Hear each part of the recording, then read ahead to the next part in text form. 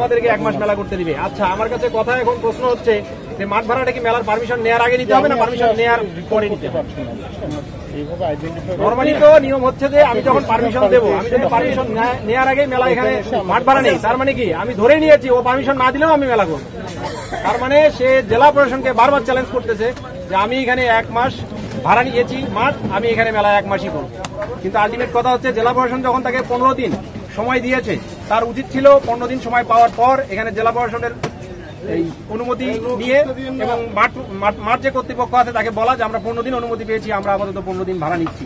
কিন্তু একটা বিষয় খেয়াল করার বিষয় এখানে যে সে 1 মাস শুরুতেই আমরা অনুমতি দেওয়ার আগেই সে 1 মাস ভাড়া নিয়েছে।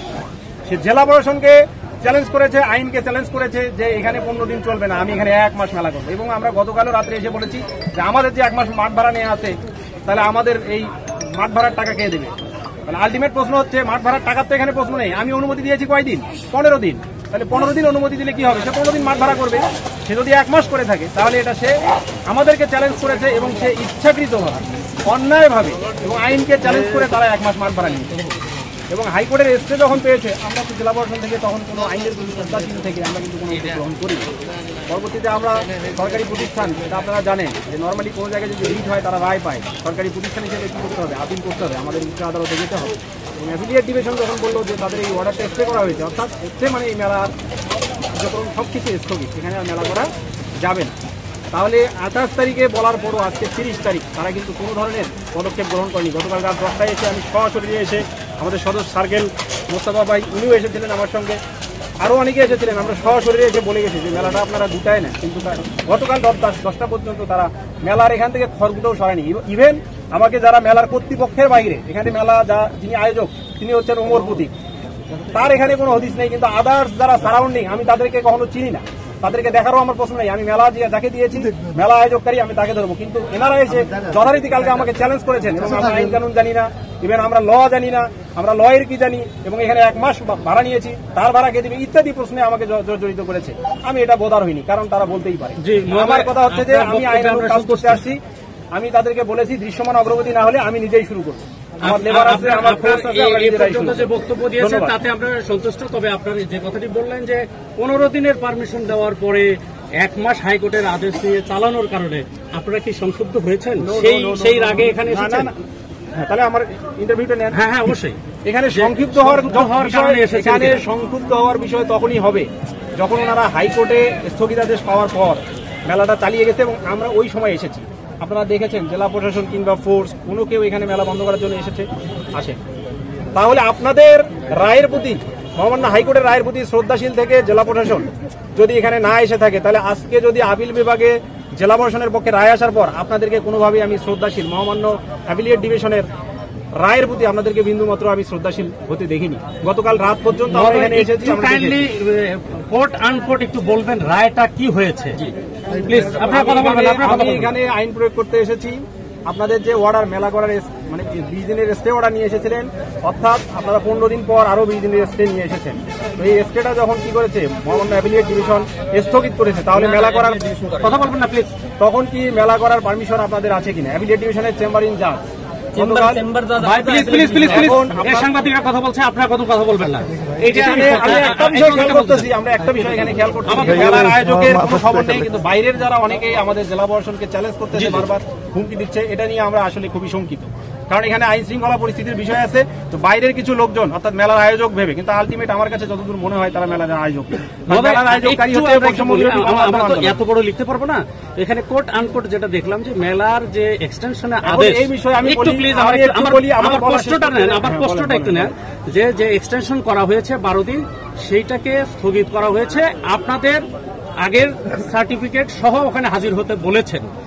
এর আগে স্থাপনা উচ্ছেদের কোন নির্দেশনা আপনাদেরকে মহামান্য আদালত দিয়েছে কিনা? যখন একটা বিষয় স্টে হয়ে যায় মানে কি মেলা করা যাবে না, মেলা করা যাবে না। এখানে তো মেলা বন্ধ দেখছি। কই আমি বন্ধ দেখছি? কেন মেলা বন্ধ মানে আপনারা কি বুঝতেছেন? গেট বন্ধ, সবকিছু গেট বন্ধ মানে কি মেলা বন্ধ? আপনি যে স্থাপনা, আমি কি সারা রাত এখানে পাহারা দিব যে কে ঢুকতেছে কে বের হচ্ছে? আপনারা 28 তারিখ বিকাল 4টার পরও আমাদের কাছে যথেষ্ট প্রমাণ আছে, রাত 10টার পরও আপনাদের এখানে দর্শনার্থী ঢুকেছে। তার মানে কি 28 তারিখ রায় হওয়ার পরও আপনারা এই রায়কে ভায়োলেট করেছেন এবং মহামান্য অ্যাফিলিয়েট ডিভিশনের রায়কে আপনারা মোটামুটি অশ্রদ্ধার দৃষ্টিতে দেখেছেন যারা এই মেলা আয়োজক। আয়োজককারী রয়েছে। আচ্ছা, তার পাশাপাশি আপনারা যেহেতু বগুড়া জেলার অভিভাবক, আপনাদের নিরাপত্তায় আমরা বসবাস করি, একটু বলবেন যে একই উপজেলায় একই জেলার শেরপুরে কার আদেশ বলে মেলাটা চলছে? শেরপুরে মেলা আয়োজিত হয়েছে কিনা আমার এই বিষয়ে নলেজ নেই, তবে যদি হয়ে থাকে আপনারা যথেষ্ট প্রমাণ সাপেক্ষে মেলার অনুমোদনকারীর কাছে হয়তো অভিযোগ করতে পারেন।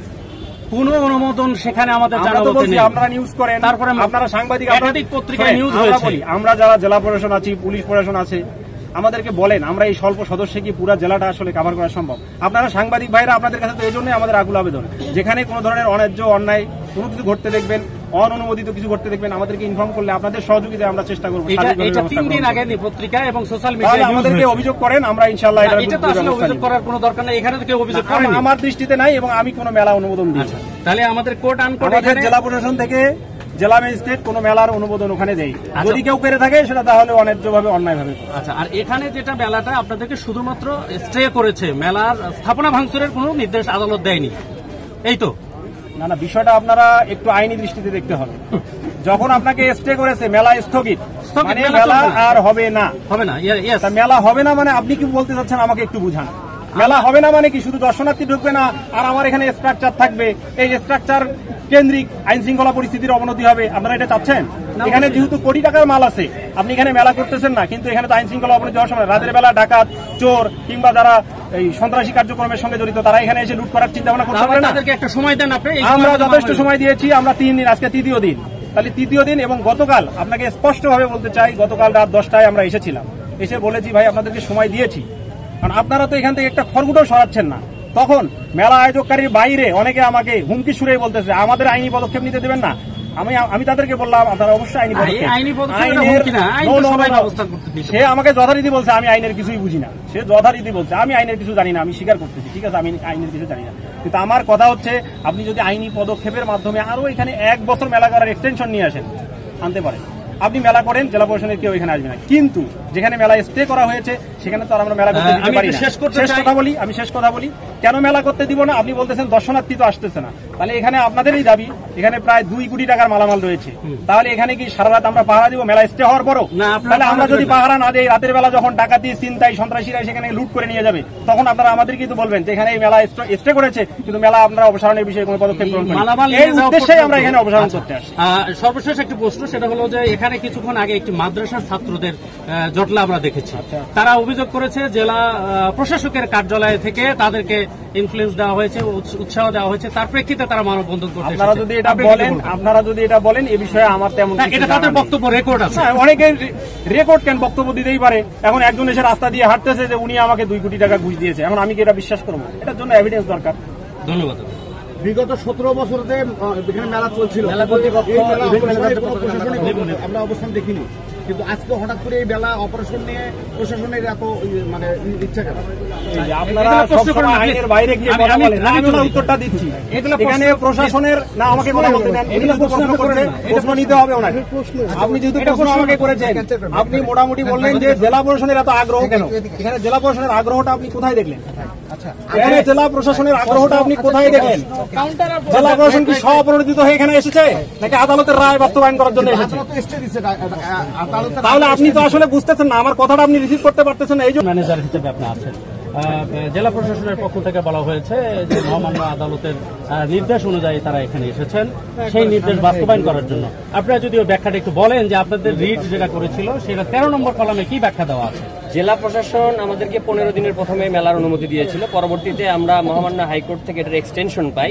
এই এক্সটেনশন পাওয়াটাই মনে হয় আমাদের জেলা প্রশাসনের আক্রোশ সৃষ্টি করেছে আমাদের প্রতি। তারা এখানে আক্রোশের বশবর্তী হয়ে এখানে রীতিমতো তারা সন্ত্রাসী কার্যক্রম চালাতে এসেছেন এবং জেলা প্রশাসকের পক্ষ থেকে যিনি প্রতিনিধি এসেছেন তিনি বারংবার আইনের অপব্যাখ্যা দিয়ে চলেছেন। আমার এখানে চেম্বার জজ আদালত, চেম্বার জজ 2 মাননীয় বিচারপতি ফারাহ মাহবুবের যে বিচারটি, সেখানে হলো 13 নম্বর কলামে বলা হচ্ছে যে পিটিশনটি, সেখানে বলা হচ্ছে stay till filing of the regular leave petition, মানে আমরা চেম্বার জজ থেকে রায় পেয়েছি, কিন্তু আমাদের জেলা প্রশাসকের যিনি প্রতিনিধি তিনি বারবার বলছেন যে আপিল ডিভিশন থেকে তিনি রায় পেয়েছেন। সম্ভবত এটা তার নলেজের গ্যাপ হতে পারে যে চেম্বার জজের উপরে আরেকটা আদালত আছে যেটা হলো আপিল ডিভিশন, চেম্বার জজ থেকে তারা রায় পেয়েছেন এবং এর বিরুদ্ধে আমরা আপিল ডিভিশনে আমরা অবশ্যই যাব এবং যতক্ষণ পর্যন্ত আপিল ডিভিশনে গিয়ে এটা নিষ্পত্তি না হবে ততক্ষণ পর্যন্ত মেলাটি স্থগিত থাকবে। কিন্তু ওনাদের যে ওই যে ব্যক্তিগত আক্রোশ ছিল, সেই আক্রোশের বশবর্তী হয়ে ওনারা এসে এখানে আমাদের মেলার মধ্যে রীতিমতো তারা ভাঙচুর শুরু করেছে এবং মেলার যারা লোকজন, যারা ব্যবসায়ী আছে, তাদেরকে ক্ষতিগ্রস্ত করা শুরু করেছে। একটু ভাই দয়া করে, আমরা